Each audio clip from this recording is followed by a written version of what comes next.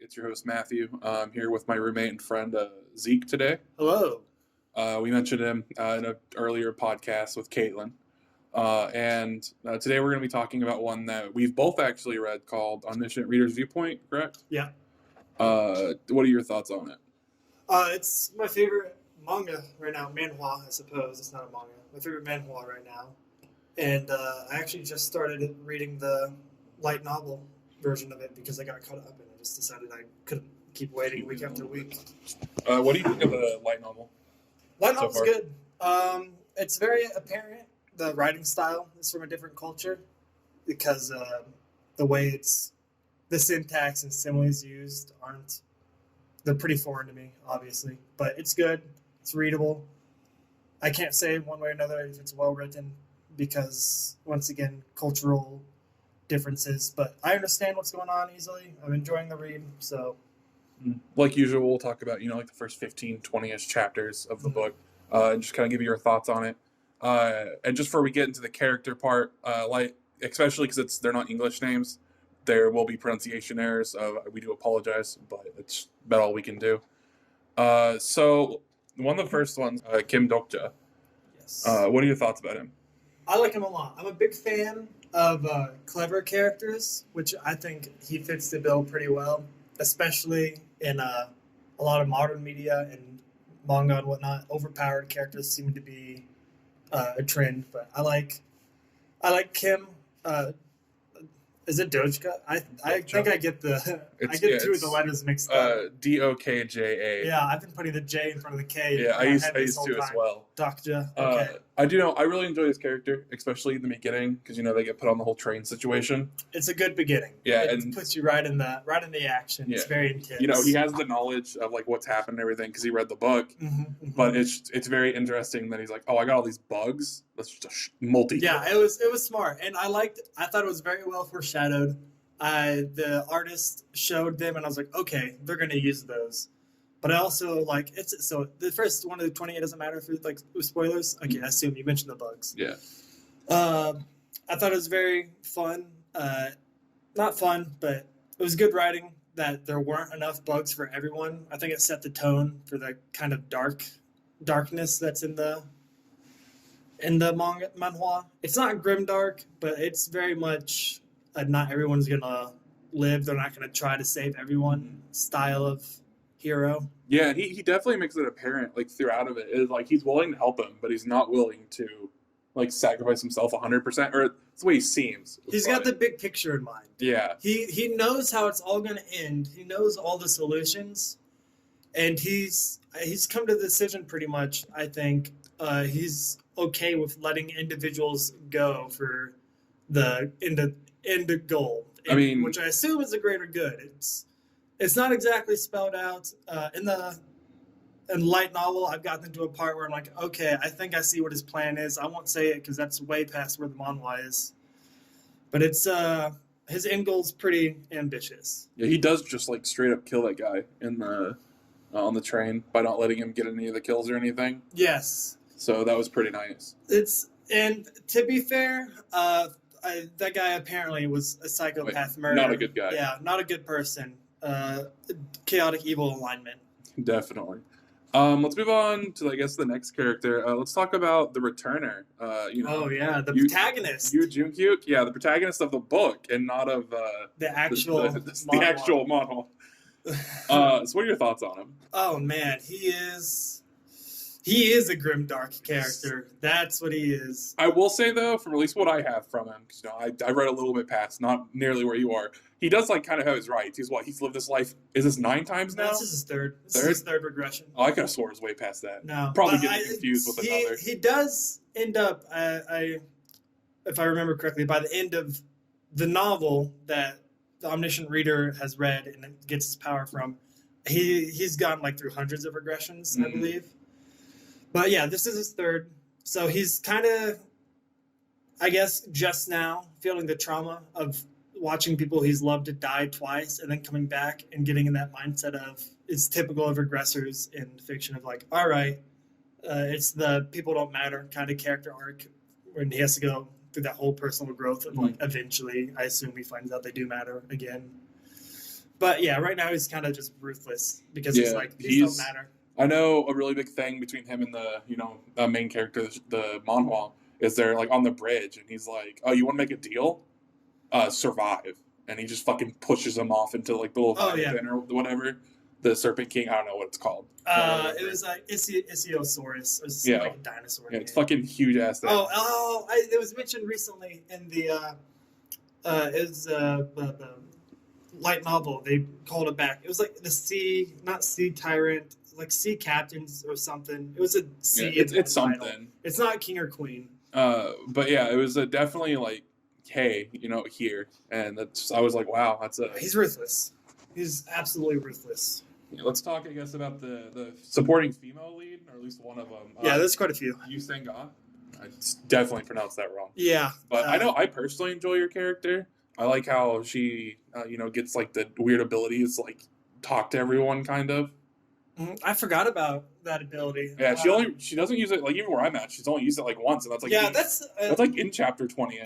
Kind of skip ahead a little bit on the questionnaire. That's probably one of the things I'm not a huge fan of in this Manhwa / light novel. I feel like a lot of abilities are introduced that later just aren't seen much. Yeah, well, it's not really a super like apparent ability. It's like and she's also not the main character. She's not around a lot. Like she's supported. She's there a lot, but she's not. We don't see her point of view a lot. Yeah, it's all because comparatively we have the other people who are more combat focused and stuff, and those are a lot who we see doing stuff. And she's definitely kind of just the heroine of the story, right? She gets more important, I think, later on. I should say I'm only a fifth of the way through the light novel, so later on is not particularly far in the story as a whole. Yeah, I do know. I really enjoy the tank, Lee Hyun. Is that his name? Yes. Yeah, I really do enjoy him. I'm a big fan of the tanky characters that are just kind of willing to protect other people, put themselves in front of someone else. He's very much the Boy Scout of the group. He's the Boy Scout. He's part of the military. He got his Eagle badge. Yeah, he got his Eagle badge. He wasn't prepared for this, but he adapts. He adapts pretty quick after he got some help. Yeah. There's not really too much to say about his character, though, except he's very much just trying to protect everyone the best that he can, at least the people close and important to him. And I will say his name is Lee Hyung Sung. Oh, okay. Yeah. Missed a little bit of it. Yeah. But, yeah, he's a fun character. Once again, I think with a lot of these characters, since the story is pretty long, there's quite a few just segments where they're not seen for a long time, and then they get revolved the door and they're seen, and they're just there. They're the main side character for a little bit. But yeah, so it does keep things fresh. So I do like that. Yeah, and the last supporting character we'll kind of talk about is I always forget his name. It's the little kid. Gil Young is his first name because they don't say their first names. Yeah, Lee Gil Young. Okay, that's another thing I'm not a huge fan of in this novel. It's something that I don't think really should be done in any writing, but characters having the same names. Yeah, that does confuse me. That's in a lot of Korean novels and Chinese novels, though. It's a lot similar, especially in Korean. It's very popular. I'm not a huge fan of it. I guess it's once again one of those different cultures things. And I get it's quote unquote realistic because people have the same name, but it's just like an ease of reading. Yeah, there's so many names, but it makes it easier to read when people have different names. But going back to Gil Young's character, I really do enjoy. We see him in the beginning on the train with the bugs. His crickets, I think they are. They're grasshoppers. They are crickets. Yeah, I thought they were crickets. No. But yeah, they get taken from him, and he gets handed one. And he's like, kill it. Yeah. But I love how within that and how much he just loved animals and stuff, he ends up getting the ability to talk and call insects and stuff.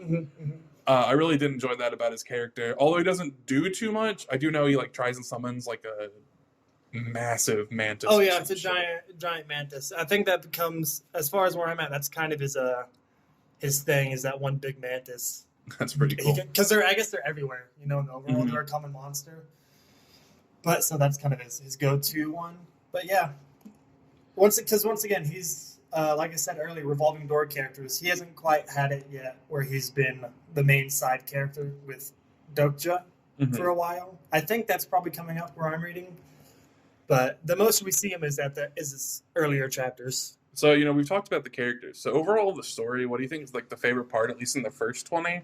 And if you want to give maybe a little hint of later on that someone might be wanting to read. I mean, my favorite part of the story at the beginning is really, I love the setting. And by setting, I mean the constellations. Because this was the first manhwa I read. I know it's kind of little bit of a trope now, but this was the first manhwa I read where it did that, or at least where it did it very well. And I think it's cool, like the sponsorship. I like learning about the mythologies of the different culture. Yeah, I know. Like once I read this, there were so many that came out like almost instantly. That were like, hey, here's these 5 chapters. Like you got Constellation from Hell, Leveling with the Gods. But yeah, I like that idea. I like the setting. Like I said earlier, love learning about the different mythological figures of different cultures. Later on, it's not just mythology either. It includes like folklore heroes, kind of. Like I've been kind of thinking in my head, if we were, because assuming this is happening all over the world, an example would be in the U.S. Paul Bunyan would be a constellation. Like he's not a myth or anything. He's just like a folklore guy. He'd be a constellation. Maybe a Sasquatch or something. I don't know. Maybe. Well, actually, maybe. I'm about to say, there is a maybe there. There's some that are just creatures and not like humanoid beings. Yeah, I do know one thing that I really enjoy is one of my favorite bits, at least in the beginning, is when he gets thrown inside the sea, whatever it is. Sea tyrant. It's a sea tyrant.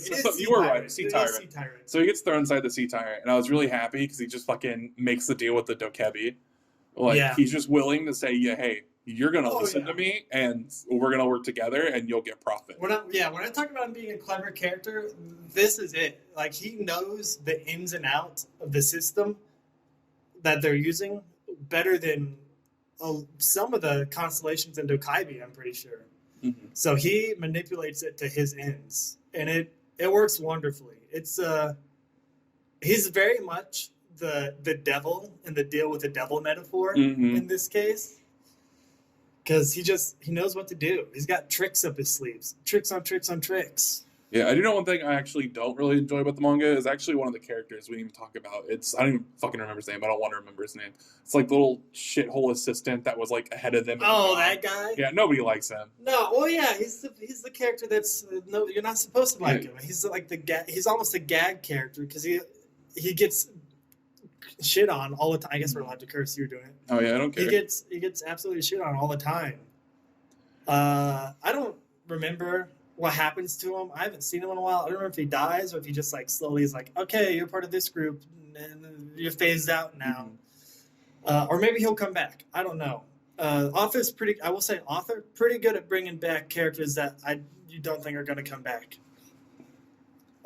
He's good at recycling characters for sure. I don't know how much is planned ahead or how much he's like, I need this character here. Let's just use this one. I already have him written. But it makes it more fun. It's like a little bit more of like, oh, here's a little twist. Here's this guy. Who's this? I know you mentioned you weren't a fan of the syntax and stuff, but that was more reading the light novel. Is there anything like about the manhwa as of right now that you just straight up don't enjoy? No, I enjoy it. I was trying to remember. There was something I was thinking of that I didn't enjoy, or that was a small nitpick, but I've already forgotten it. I was trying to think before. Obviously, it wasn't that important then. It was well because I was having trouble thinking of nitpicks earlier, so I was like, I got to come up with something, right? Because I know it's not perfect, but I will say it's definitely one of the better ones. Oh yeah, it's like on par with beginning of the end, solo leveling. Some that are just like now classics and are finishing up. It's I like it better than beginning of the end, but I think it's better than beginning of the end. This is a little bit of a tangent, but I've told you before. I started reading beginning of the end like when it first came out. Yeah, and I was shocked when it became a manhwa. But anyways, yeah, that's it. So just to finish up here, so I personally, in terms of story, I definitely give this a 9 out of 10. Oh yeah. Like there's just some small issues that I think there are, but I definitely think it's one of like just the best manhwas. And now obviously I have like my own chart for like manhwas, and wuxias and all that. It's all different categories for me. But in terms of manhwa, it's definitely like 9 out of 10 for me. Yeah. Yeah, I would probably give it 9 out of 10 for the story as well. If I could remember what that one nitpick was and how big a deal it was, I might change that to a 10 out of 10 because I really enjoy this story. he's a clever character, and I just really appreciate Yeah, that. I can't overstate that enough. It is like the one that you're always mentioning to me, like, Matt, you caught up yet? And I'm like, no, I'm not. Yeah, it's the one I probably look forward to the most every week, even more than solo leveling. But because once again, yeah, he's the Odysseus amongst all the current Manhwa and manga and Manhuas characters that are Hercules and Achilles, and he's a clever one amongst the strong so far. Yeah, I really like that analogy you used there. Now, the art, I definitely will give the art an 8 out of 10, personally. See, I don't really read the Manhwas or any kind of comic for the art. I read them for the story. I skim over and like see the setting. I notice when the art is bad, but this one it's like, all right, characters are clearly different. I can tell each character by a glance, which makes it harder for me to remember their names because I just look at them instead of the name, which has really killed me in the light novel. But so 8 out of 10 sounds good to me. It's better than, it's clear. It's good. There's not a huge amount of mistakes, but it's not mind blowing. Yeah, I definitely know what I'm looking at. Yeah, exactly.